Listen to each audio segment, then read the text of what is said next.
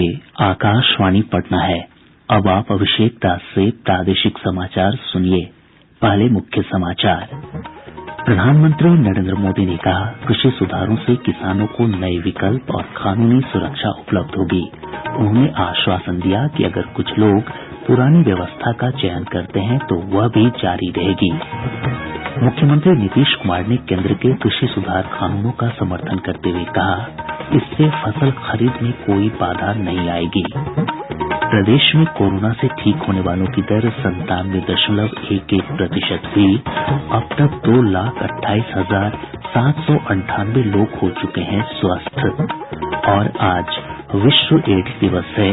पूरे प्रदेश में कई कार्यक्रमों का आयोजन कर लोगों को एड्स के खतरों के प्रति किया जा रहा है जागरूक।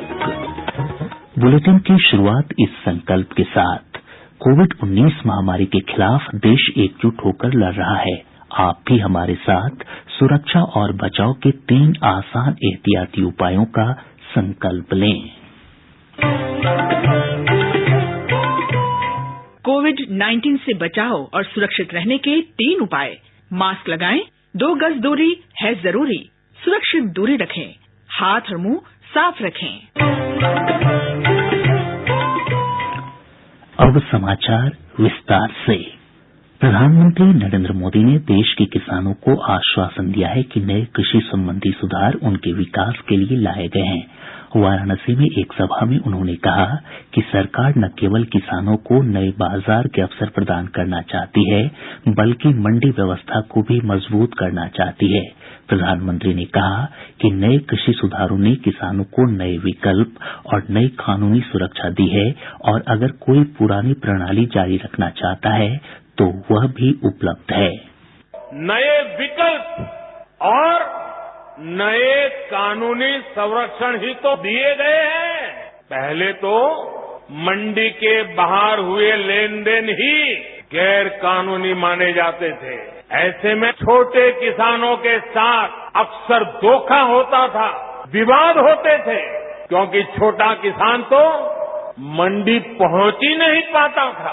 अब ऐसा नहीं है। अब छोटे से छोटा किसान भी मंडी से बाहर हुए हर सौदे को लेकर कानूनी कार्यवाही कर सकता है। यानी किसान को अब छल से, धोखे से बचाने के लिए कानूनी संरक्षण भी मिला है।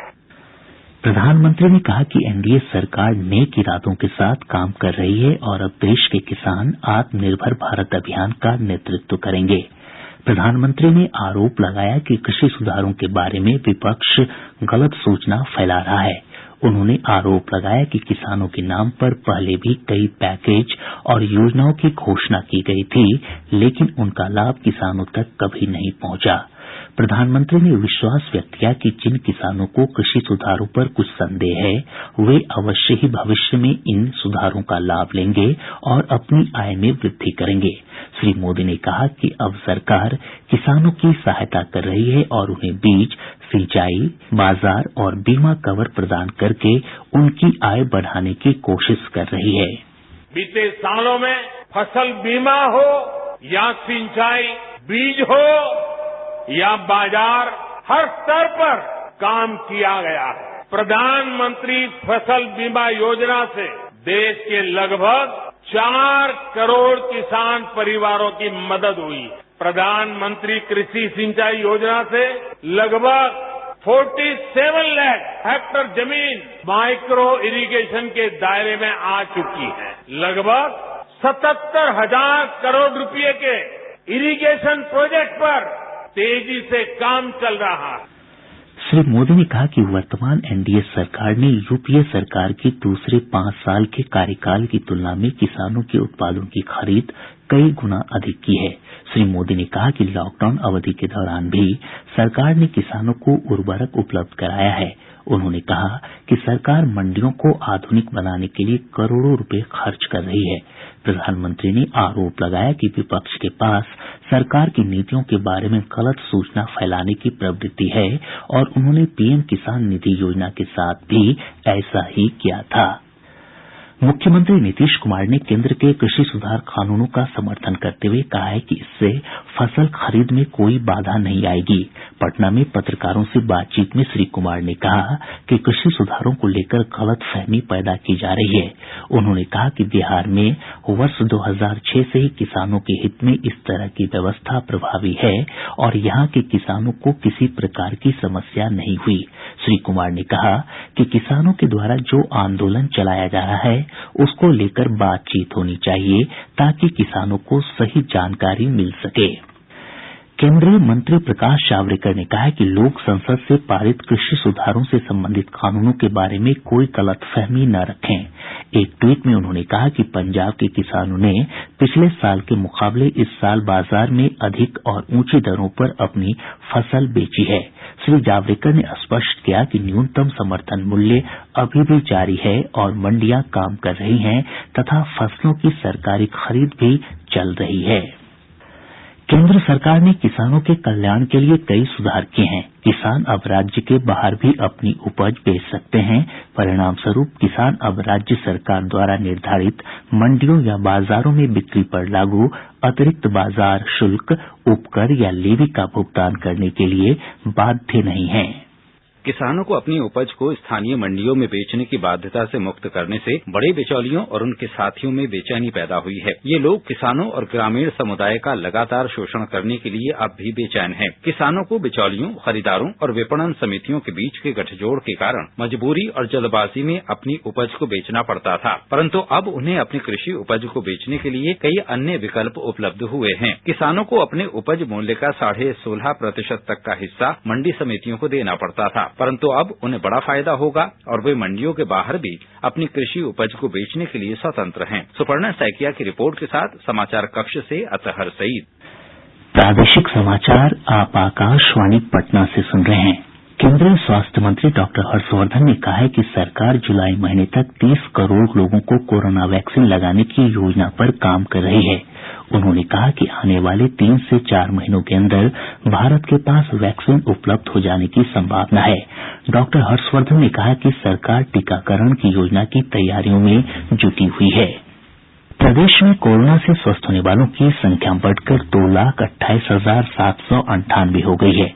स्वास्थ्य विभाग से प्राप्त जानकारी के अनुसार स्वस्थ होने की दर 97.11% है, जो राष्ट्रीय औसत से 3% से अधिक है। राज्य में सक्रिय मरीजों की संख्या 5,553 है। वहीं कोरोना से मरने वालों का आंकड़ा बढ़कर 1,264 हो गया है। इस बीच स्वास्थ्य विभाग के प्रधान सचिव प्रत्यय अमृत ने अधिकारियों को प्रतिदिन कम से कम 20,000 आरटीपीसीआर जांच करने का निर्देश दिया है। उन्होंने इसके लिए काम करने की अवधि बढ़ाने और अन्य आवश्यक सुविधाओं के विस्तार का निर्देश दिया। उन्होंने कहा कि कोरोना की 75% जांच आरटीपीसीआर से कराने का लक्ष्य है। प्रदेश में उत्तर पश्चिमी हवा के प्रभाव से ठंड और कनकनी में बढ़ोतरी हुई है। मौसम विज्ञान केंद्र पटना के वैज्ञानिक अमित कुमार ने बताया कि उत्तर बिहार में शीतलहर और बर्फबारी होने से राज्य में ठंड बढ़ेगी।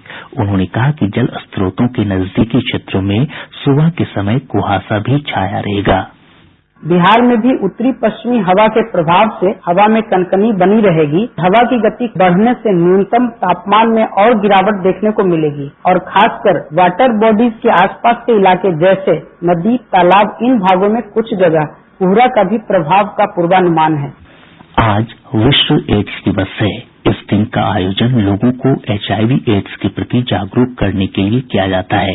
एड्स एक ऐसी बीमारी है जिसमें इंसान की संक्रमण से लड़ने की क्षमता पर प्रभाव पड़ता है। अब तक एड्स का कोई प्रभावी इलाज नहीं ढूंढा जा सका है।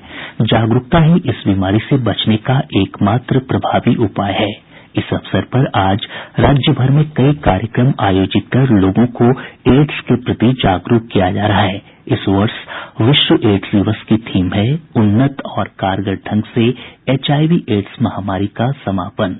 सरकार एड्स की रोकथाम के लिए राष्ट्रीय एड्स नियंत्रण कार्यक्रम चला रही है।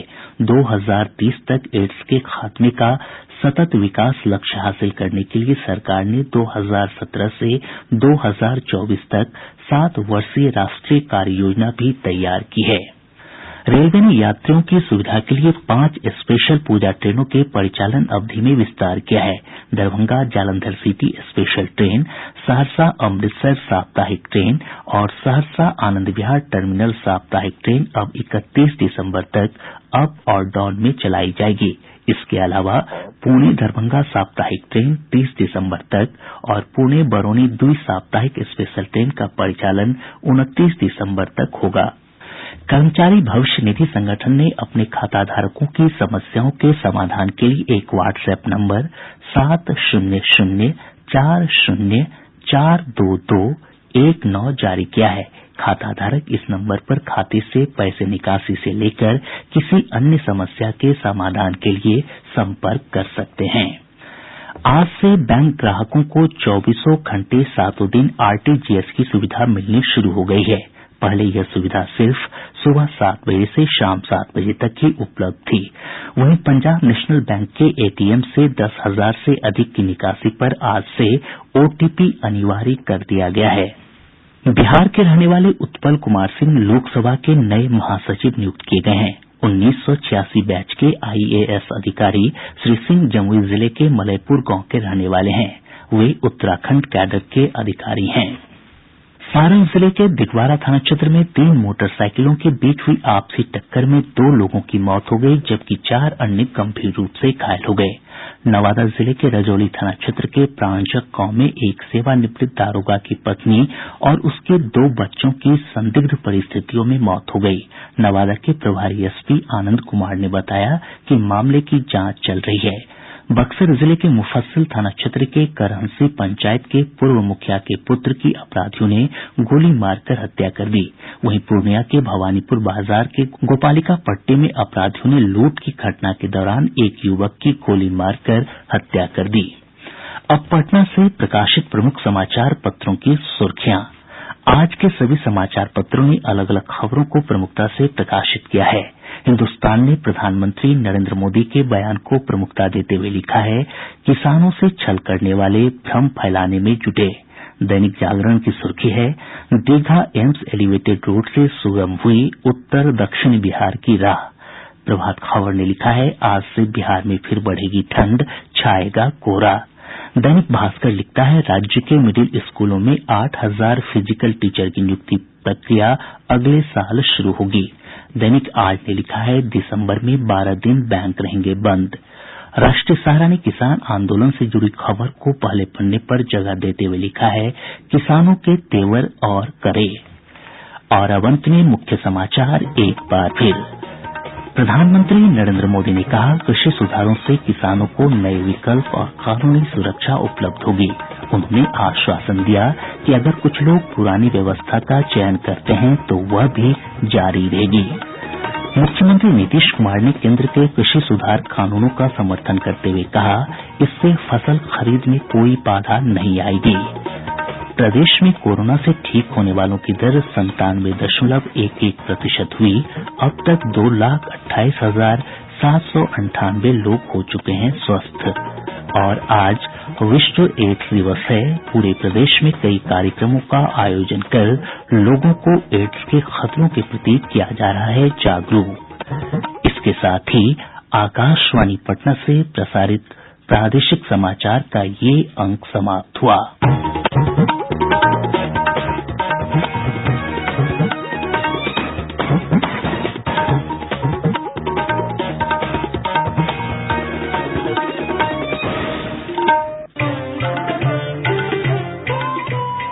कोविड-19 से बचाव और सुरक्षित रहने के 3 उपाय। मास्क लगाएं, 2 गज दूरी है जरूरी, सुरक्षित दूरी रखें, हाथ और मुंह साफ रखें।